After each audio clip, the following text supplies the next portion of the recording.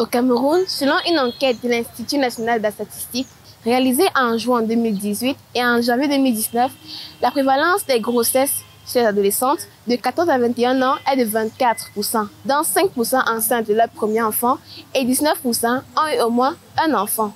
Face à ces chiffres assez interpellateurs, Pas sans elle s'interroge aujourd'hui sur les causes et les conséquences des grossesses en milieu scolaire. On évoquera bien évidemment des solutions pour aider les jeunes garçons et filles à mieux gérer leur sexualité. Bonjour et bienvenue à tous. Avec moi pour parler de ce sujet, Brenda Ngachou, étudiante âgée de 24 ans. Bonjour Brenda. Bonjour. Jean-Baptiste, 19 ans, élève en classe de première. Bienvenue Jean-Baptiste. Bonjour. Myriam Gore, 28 ans, étudiante en communication. Bienvenue Myriam. Bonjour. Et Valérie Messina, qui est un parent et éducateur. Merci d'être là Valérie. Je t'en prie. Myriam, tu es tombée enceinte alors que tu étais âgée de 17 ans et faisais la classe de 3e. Comment as-tu vécu cela? Ça n'a pas été facile. Quand j'ai appris que j'étais enceinte, au départ, entre les nausées, j'avais très peur d'en parler à mes parents. Du coup, j'ai caché ma grossesse. Je n'ai parlé à personne, et je crois jusqu'à 4-5 mois. Mais lorsqu'elle a commencé à se voir, un matin, j'arrive à l'école, au lycée. J'ai été interdite d'entrer parce qu'en fait, la grossesse se voyait déjà. Comment ça se passait avec tes camarades, tes enseignants et tes parents?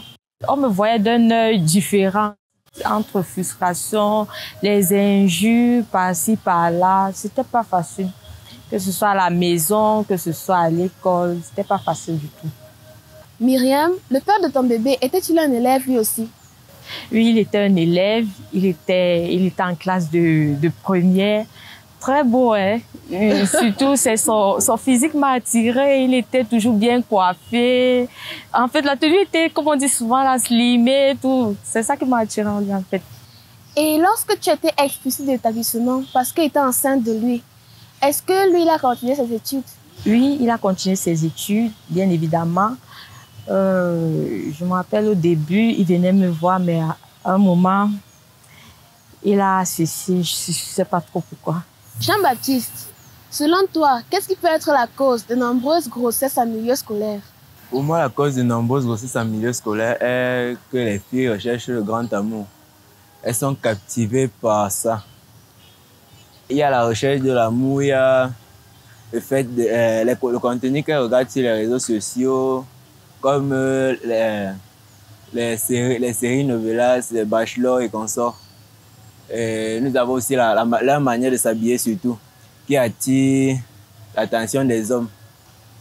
Et ce qui entraîne le plus souvent des viols. Et toi, Brenda? Je pense que c'est parce que certains parents ne causent pas avec les enfants. Certains parents je dis causer, oui, parce qu'ils n'arrivent pas. Les enfants ont des besoins qui parfois on ne peut pas tout combler, peut-être parce qu'on manque de moyens, mais les nombreuses filles font des enfants juste parce qu'elles ont trouvé dehors ce qu'on ne les a pas donné à l'intérieur, que ce soit de l'argent ou de l'attention. Valérie, toi qui es parent et éducateur, tu as dû remarquer que les jeunes sont de plus en plus précoces aujourd'hui. Selon toi, qu'est-ce qui peut autant les pousser à la sexualité? On a les réseaux sociaux où un jeune de n'importe quel âge qui peut avoir son téléphone à sa portée, seul, est capable de voir ce que quelqu'un ne pouvait pas voir il y a certaines années, à savoir certains films, certaines réalités de la vie même. Donc, ça fait que ça développe en eux des aptitudes et des caractères qui vont leur pousser à la curiosité. Et la curiosité étant consommée, ils vont passer à certains actes. Sauf qu'on ne leur dit pas toujours toutes les conséquences. Au mois de mai dernier, Pauline Alova-Lyonga, le ministre de l'enseignement secondaire, a publié une décision qui interdit l'exclusion des filles enceintes dans les écoles. Ce qui a d'ailleurs soulevé une vague d'indignation dans la population. Je voudrais comprendre un élément qui explique à suffisance la décision du ministre de l'enseignement secondaire. No child should be stopped because of her body. Aucun enfant ne devrait arrêter ses études à cause de son corps ou quoi que ce soit, y compris ceux qui sont enceintes. Vous savez, les gens se demandent pourquoi le ministre autorise les filles enceintes à l'école. Mais pourquoi les enceintez de toutes les façons? Et qu'arrive-t-il à ces personnes qui les mettent enceintes? Elles sont libres, elles vont à l'école, mais ces filles doivent retourner à la maison et parfois c'est la fin pour elles. Elles ne vont plus à l'école après ça. Cela ne devrait pas être ainsi. Nous essayons d'instaurer l'égalité à l'école. Si nous disons que l'égalité est entre les filles et les garçons, tous doivent pouvoir y avoir accès.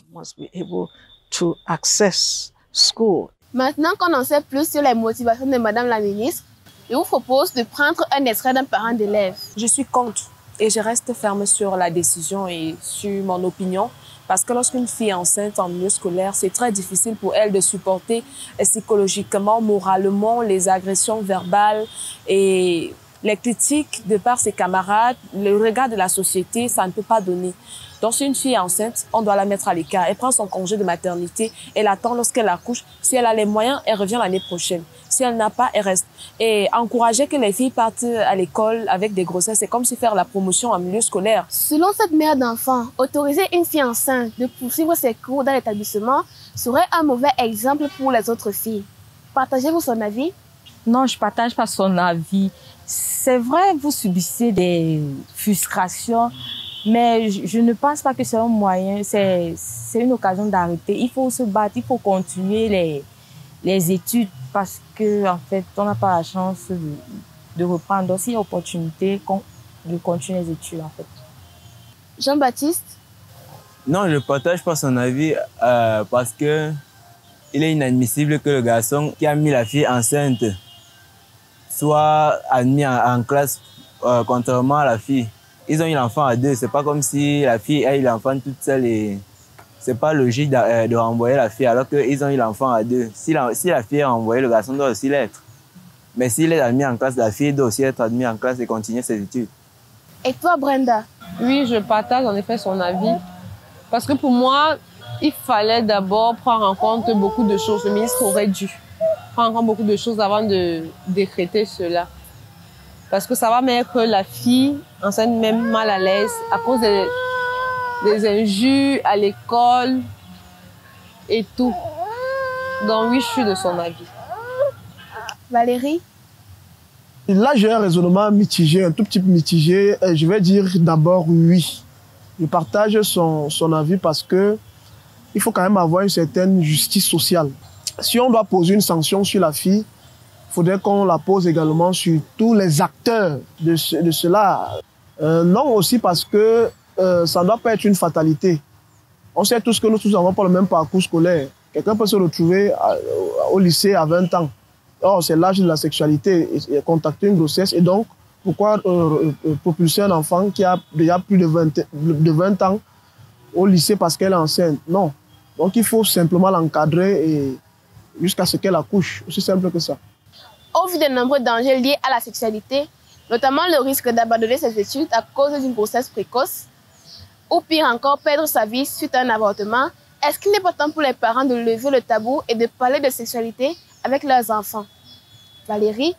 Moi, je pense que les parents qui ne le font pas au jour d'aujourd'hui se créent lui-même ses propres problèmes et ils devraient même être poursuivis en justice. S'il faut regarder en toute honnêteté, les parents doivent être conscients que qu'ils le veuillent ou pas, les enfants sont au courant de ce qui se passe. Et parfois, les enfants là, savent même ce qu'ils ne connaissent même pas encore, ils n'ont même pas connu. Donc, ça fait qu'il faut en parler avec eux. Et toi, Myriam, lorsque tu étais plus jeune, parlais-tu de sexualité avec ta maman? Non, je ne parlais pas de sexualité avec ma mère. Parce qu'à la maison, le sujet était tabou. On n'arrivait pas à parler de sexualité. Mais maintenant, moi, j'aimerais parler sexualité avec mes enfants parce que je pense que ça éviterait d'être dans des situations comme avoir une grossesse précoce. Selon toi, Jean, pourquoi est-il si difficile pour les parents de parler de sexualité avec leurs enfants? Je dirais que nous sommes en Afrique, nous avons nos habitudes. Les parents n'ont pas adopté l'attitude que les parents en Europe ont adopté avec leurs enfants. Ils n'ont pas adopté la complicité que les parents ont avec leurs enfants. Donc, il serait important pour les parents d'avoir plus de complicité avec leurs enfants. Sinon, la rue s'occupera d'éduquer leurs enfants. Valérie, en tant qu'éducateur, pour réduire le taux de grossesse en milieu scolaire, que peux-tu conseiller aux jeunes qui nous regardent? L'abstinence. Et lorsque vous pensez que, bon, l'abstinence, ce n'est plus votre credo et que vous êtes déjà sexuellement actif, vraiment, la protection, elle est de mise. Je ne sais pas ce que le préservatif féminin est devenu. Je ne sais pas ce que le préservatif masculin même, la place qu'il vaut encore, mais tout ça, ça aide. C'est vrai que lorsque les jeunes vous diront que lorsque le corps chauffe, il n'y a plus peut-être le temps de chercher tout cela, mais c'est très important, ça je vous assure, parce que lorsque les regrets vous envahissent, c'est là que ça devient plus compliqué. Merci à tous, mesdames et vous, messieurs, d'avoir accepté d'échanger avec nous sur ce sujet ô combien important pour la jeunesse. C'est ici que Passe en Reste s'achève. Chers internautes, vos avis comptent, laissez-les nous en commentaire. Et à très bientôt sur la DW.